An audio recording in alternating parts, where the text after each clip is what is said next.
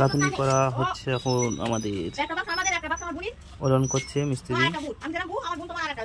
ওলন করা হয়ে গেল, সুতো টাঙিয়ে নিল, এরপরে বালি ভেঙে গাঁথনি করা হবে।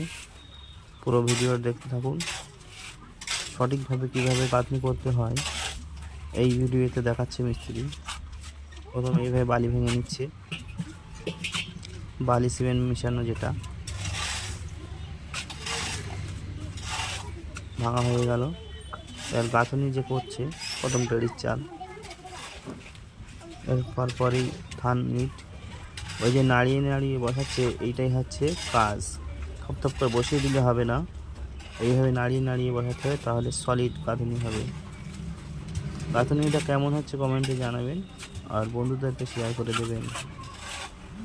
এইরকম ভিডিও পেতে আমার পেজটাকে ফলো দিয়ে পাশে থাকবেন। একটু শেয়ার করলে ভালো লাগে ভিডিও বানাতে।